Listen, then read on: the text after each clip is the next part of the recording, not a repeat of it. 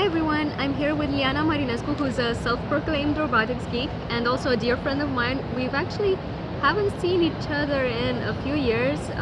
6 or 7 years ago we were in the same robotics team, and I'll let her tell you more.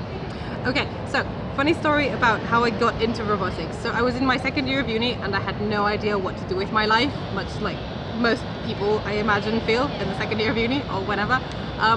So do you know the sport of sumo, when two people try and push each other out of a circle? Well, you can do that with robots, right? So you had two robots on a round table trying to push each other off the table, and the winner would be the last one on the table. So a friend and I went into that competition trying to win it, but we weren't sure exactly what to do.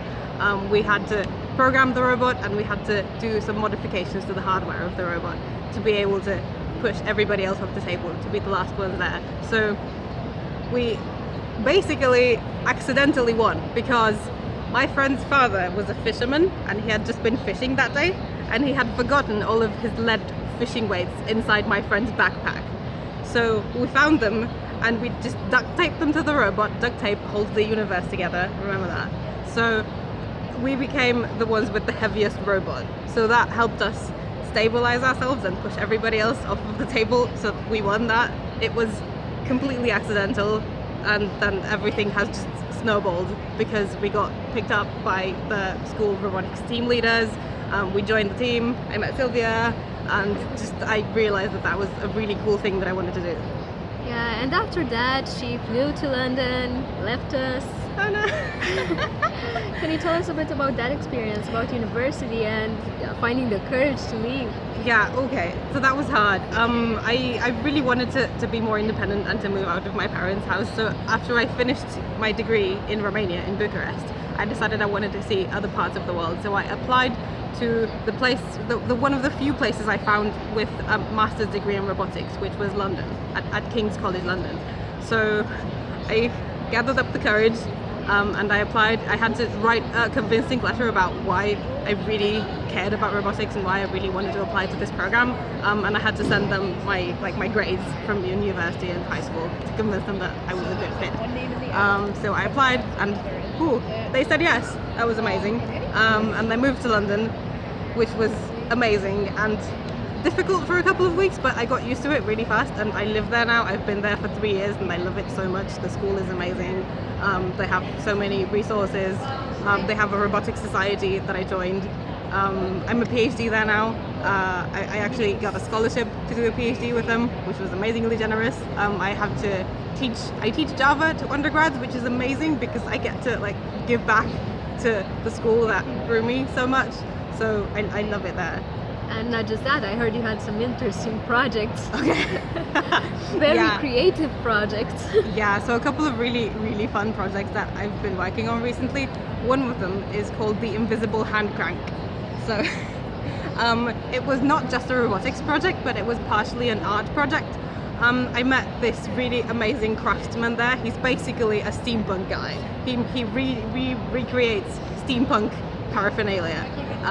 You know these little Victorian type brass automatons that have a little hand crank on the side, and you turn the hand crank and these little dolls turn around and bob their hands up and down. So they look like they're really ancient, right? They just have a mechanism inside. But what we did was we put some electronics inside and we put some sensors on the side of the device instead of a hand crank. So it had no hand crank. And if you wanted to turn it on, you had to put your hand near there and make the hand cranking motion and it would start up. But there was no hand crank. It's the invisible hand crank. And that was actually exhibited for 2 days at the V&A, which was, whoa, the V&A had us visit. What is the V&A? It's the Victoria and Albert Art Museum in London. It was pretty amazing. Wow. Yeah. And another really fun project that I've been working on recently.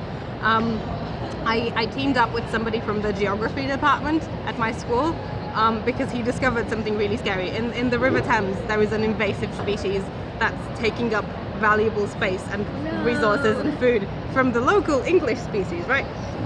But his job is very difficult because he has to lower down this complicated crane-like mechanism into the river, and that takes a lot of time, and that he had to pick it back up and then study it, and it takes like days to just get one sample. So it's very impractical to do it that way.